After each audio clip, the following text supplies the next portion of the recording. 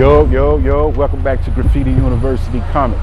Today we got a great subject, great topic about this painting that I've been working on for the last 2 months.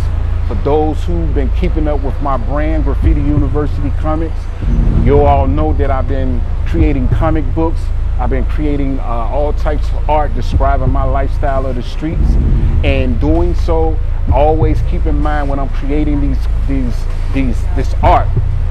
My art is never designed to glorify the streets, never designed to brag or boast or be arrogant about the streets.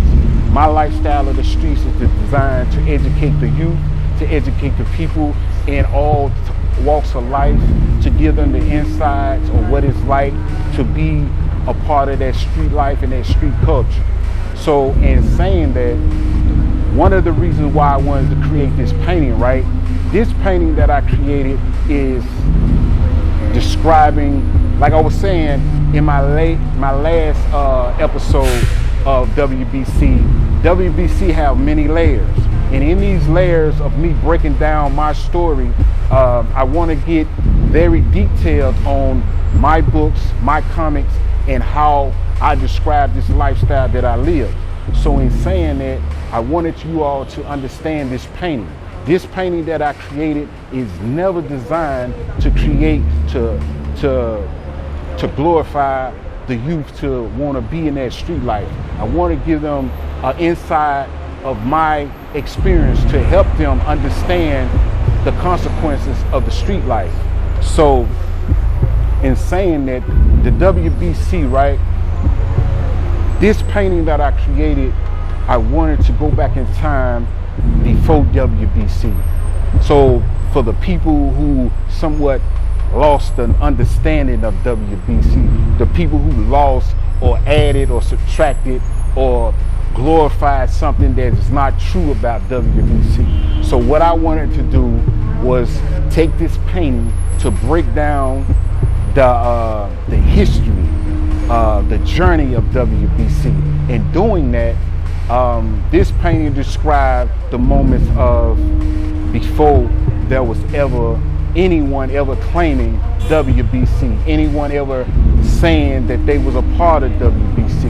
Because long before W.B.C ever existed, there were others who considered themselves in that lifestyle. There was another crew of people in that dope game that was selling drugs in the Winchester long before W.B.C was ever spoken of. So in saying that, this painting will break down the storyline of the W.B.C and what it was like for me coming up in W.B.C. And in saying that, I wanted to like really get every character, every role play, every just everything about that environment that I grew up in. It was like I was saying, for the people that don't know what W.B.C is, and the people who don't know where W.B.C was originated from, it was in Memphis, Tennessee, where in the White Haven, known for Black Haven area, where a lot of big projects was at, and each project had their own, they had dope tracks. And each project had dope tracks, and each crew had their own script of selling crack. And in saying that, like I said, like in the early 1989, 90, 91, 92, growing up, I was selling crack in all of them. I would go to different sites, different scenes on different avenues of Winchester Millbranch, right?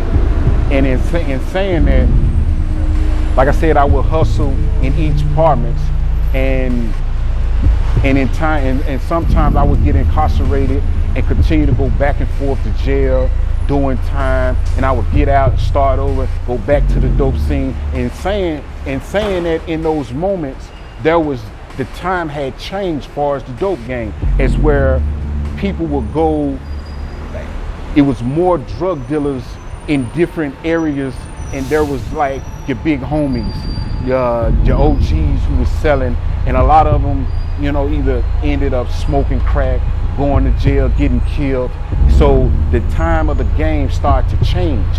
And like I said, in the early 93, 94, 95, there was a crew in the Winchester that was selling drugs, and they were hustling in that area, and they was having money.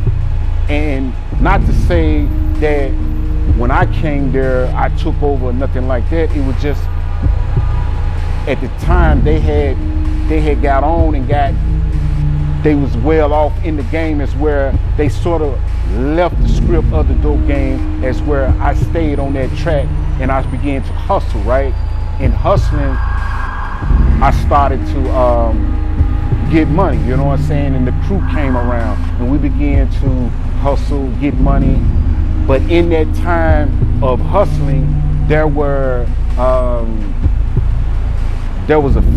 a lot of friction going on, because the same guys that hustled in the Winchester, they also hustled in this area called what was it called?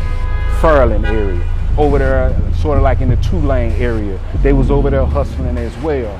So in saying that, they was somewhat like the big homies to me at the time. And the reason why I want y'all to understand the big homie side, meaning that they wasn't like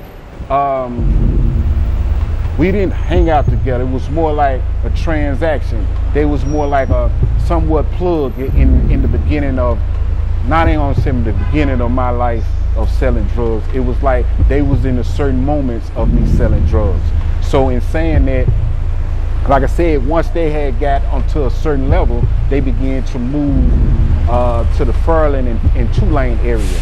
And in those areas, I'm still in the Winchester hustling. And at that moment, it was like times when we began to start getting a lot of money. And the crew that I ran with, they came, we began to hustle and stay on the blade night and day, and we was getting to have a lot of money, right? And in saying that, the guys that went to Furlan in 2-lane area, they began to come back and forth and see that it was some money being made over there. And at the time, I think I went and got incarcerated. And in that moment of me getting incarcerated, right? Now I want y'all to stay with me. In the moment of me getting incarcerated, we're gonna stop right here.